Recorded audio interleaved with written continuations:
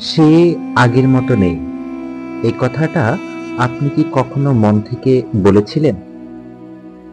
একসময় যে মানুষটা ছিল আপনার হাসির কারণ, আজ সেই যেন হয়ে গেছে চুপচাপ, অন্যমনস্ক, অচেনা কেউ। একসময় যাকে না দেখে এক মুহূর্ত থাকতে পারতেন না, আজ তার মেসেজের রিপ্লাইও আসে ঘন্টার পর ঘন্টা পর।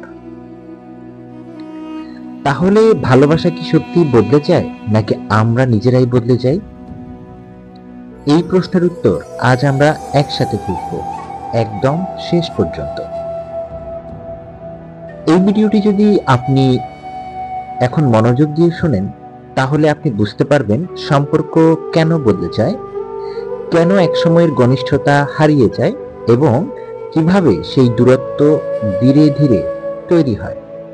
আর হ্যাঁ, আপনি যদি সম্পর্ক, ভালোবাসা ও মানসিকতার এই জার্নিতে আরো এগোতে চান, তাহলে এখনই সাবস্ক্রাইব করুন। এই চ্যানেলে আমরা সম্পর্কের গভীর দিকগুলো খুব মানবিকভাবে আলোচনা করি। আপনার পাশে থাকাটাই আমাদের উদ্দেশ্য। প্রথম দিকে আমরা একে অপরের জন্য সবকিছু করতাম। সময়, মনোযোগ, ভালোবাসা সবকিছুই ছিল। কিন্তু সময়ের সাথে সাথে সেই আগ্রহে এক ধরনের ক্লান্তি এসে যায়। প্রতিদিন দেখা করা, প্রতিদিন কথা বলা, প্রতিদিন একই অভ্যাস এক সময় এটা মনের উপর ভার ফেলতে শুরু করে। আর তখনই কেউ একজন ধীরে ধীরে দূরে সরে যেতে শুরু করে। তাহলে আর কি কারণ হতে পারে? মানুষের জীবনে যখন চাকরি, পড়ালেখা, সংসার, পরিবার সব মিলিয়ে চাপ বাড়ে, তখন সম্পর্ক অনেক সময় পেছনে পড়ে যায়। কেউ সেটা বুঝতে পারে, আবার কেউ পারে না।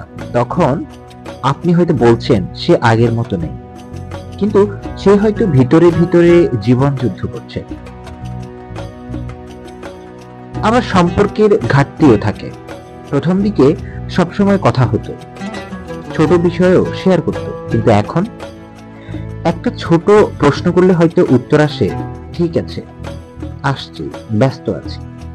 এই ধরনের ছোট ছোট নীরবতা একদিন বড় ফাঁকা জায়গায় রূপ নেয়।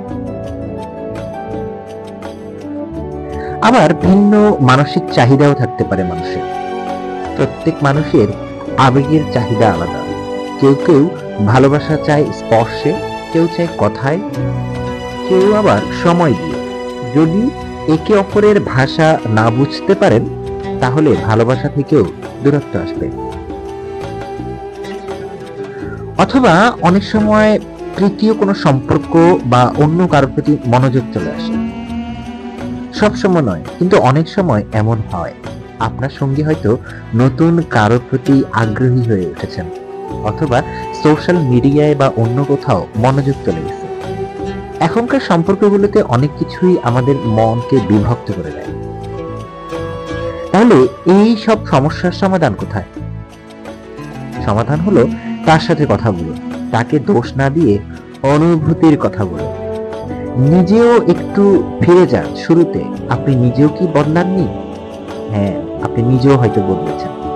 যদি সম্ভব হয় একসাথে সময় কাটান, আর যদি সম্পর্কটা আর স্বাভাবিক না হয়, তবে সম্মানজনক বিদায়ও এক ধরনের ভালোবাসা হতে পারে। বন্ধুরা, সম্পর্ক জটিল, কিন্তু ভালোবাসা এখনো পৃথিবীর সবচেয়ে শক্তিশালী অনুভূতি। আপনার কষ্ট যদি কেউ না বোঝে, আমরা আছি। এই ভিডিও যদি আপনার হৃদয় ছুঁয়ে যায়, তাহলে লাইক দিন, কমেন্টে লিখে জানান আপনি কেমন অনুভব করছেন এখন।